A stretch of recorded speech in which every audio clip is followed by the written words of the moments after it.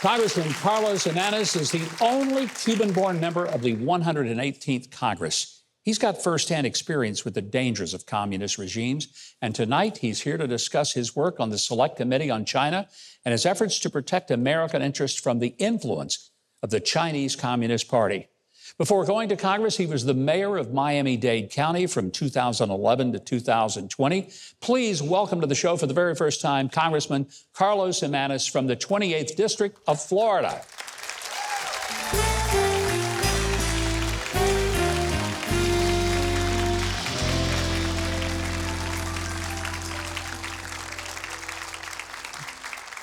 I have loved reading about your illustrious career, which started out 25 years as a fireman, then the fire chief, then managing the city of Miami before you became the mayor of Dade County in Miami. Yes. It's a pretty great thing. My father was a career fireman, so when I read that, I said, I like this guy. But life didn't start out for you easily. Born in Cuba, your family brought you here right after Castro took control. What's the message that you wish younger Americans understood about what communism is really about? It just brings about tyranny. Every communist regime is tyrannical. Every communist regime suppresses their people. Every communist regime, you don't have any freedom of the press or the religion, the basic freedoms that we take for granted, no elections, and basically you're told what to do. And by the way, you better not say anything wrong, because if you do, you may find yourself imprisoned. You may find your family is in prison. And so, the lesson is that don't believe anything they say. We live under the best system, which is democracy. We're still perfecting it, but don't fall prey to their false promises. Congressman, a lot of what you just said sounds like some of the things that we're beginning to see right here in this country. Yeah. People being told not to say what they want to say. Right. Telling churches what they can and can't say, actually arresting people because they're pro-life and having SWAT teams go out and get them. Exactly. How concerned are you that we are drifting toward a model that, as you so, I think, wisely said, has never, ever worked?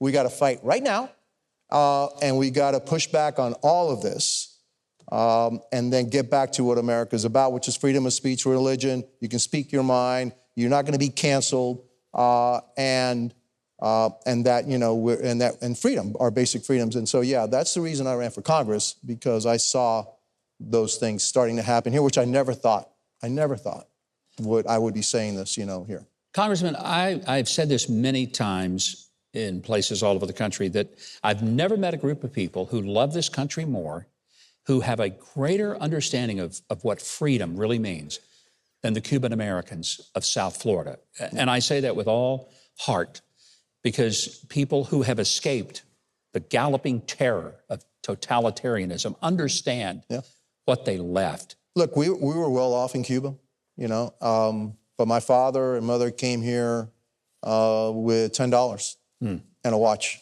which I still have, by the way. He gave it to me. And then, he started working as a bellhop in Miami Beach. My mom, who spoke, she's half American, actually. My grandmother is Irish-American. So she spoke English, and so she got a job with Orkin as a secretary. And that, we started building up from there. But my story is replicated in Miami by the Cuban Americans hundreds of thousands of times, all right? My wife is the same. She came a year later. Her father was an attorney, a very, very reputable family. Her name, means a lot in Cuba, and so they started again. Her mother started driving a bus. He became a teacher, and later drove taxis and all that. But that story again is replicated hundreds of thousands of times. And we know what we left. We know what we lost, and we're very grateful to this country. So you'll see that most Cuban Americans are going to tell you that they love this country. I love this country, all right? I can see that. All right? I love my town, all right? And I will fight for this country. You have been one of the leading voices on speaking out against why we need to be concerned of China's activities, not the least of which was them sailing a balloon over America scot-free. Oh, it's just a weather balloon, right? We may never know. No, we know. Okay, Yeah. It wasn't a weather balloon. Now, as a member of Congress, I sit on the Select Committee on the competition between the United States and the Chinese Communist Party. They say it's competition, that they're competitors. No, they're adversaries. They're adversaries. I'm so glad somebody said that. They're adversaries. Thank you. Yeah. Thank you, Congressman, for recognizing that they are not our pals. No. Look, when I was a basketball player, and so when I competed in basketball, we had the same rules, right? Had referees, and the referees would call the fouls both ways. The Chinese Communist Party doesn't play that way. They don't abide by the rules, and whenever they can, they're going to get us an advantage. And so we better wake up, and we are starting to wake up. They're a competitor. They want to be the greatest economic and military power by the year 2049.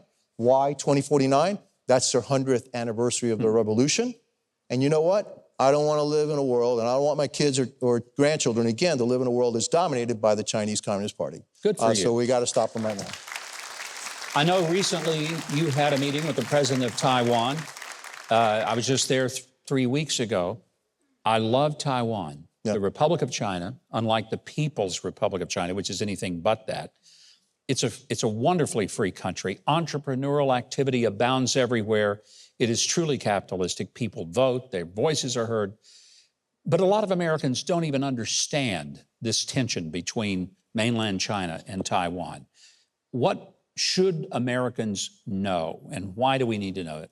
Well, China considers Taiwan to be a province of China. They consider Taiwan to be part of Greater China. And one of President Xi's biggest goals, actually his biggest goal, is the reunification of China. And so 80% of the world's chips are created in Taiwan. Everything that we run, our cars, our toasters, everything, our lawnmowers, everything has chips in them. And so if we lose that to communist China, that means that they could hold the world hostage, right? This is a serious deal. Forget the partisan politics. Yeah. I admit I'm partisan. Yeah. So I'm not pretending I'm not. I am. But for my country's sake, this is a pretty serious deal if a U.S. president has business ties to the Communist Chinese Party, and if they have information about the depth of those ties, he's a compromised president. Absolutely. And so look, none of what he has done so far makes any sense until you put it under that light, right? Yeah. And so nothing, because the southern border is a disaster. Any idiot knows could fix it. I'm not saying an idiot could. We can fix it, actually. Yeah. He didn't have to change anything that was going on because it wasn't a disaster, but he changed it. Our energy policy. Why does it make sense that we now have to be reliant on what China is dominant in, which is solar panels, wind turbines, and all that, right? When in fact, they don't use it. Yeah. They're burning coal for electricity, and they have a new coal-fired plant every single week. We could be the dominant energy producer of the world. We could use it to balance our imbalance in trade. We can use it to help our allies. Oh, and here's one great thing. If you're worried about the environment, we produce it 20% cleaner than anybody else. Yes. So, and the world is going to need more of our fuel, of our energy in the next 50 to 70 years. Why shouldn't it be American energy? Why does it have to be Russian energy or Saudi energy or Iranian energy? That only makes sense if you see it through the lens of, hey, what's really going on with this president? Could he really be compromised?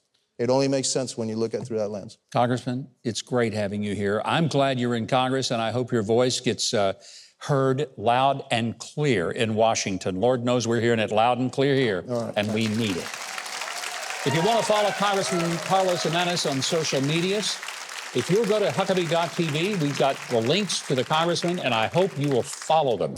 Hey, Mike Huckabee here. Listen, if you love your mom, apple pie, and being conservative, you know you ought to subscribe to the channel, hit the notification bell, and click the like button, and show all the leftists out there that conservatives are thriving and patriotism is far from dead. Am I pandering too much? No way. I'm just getting started.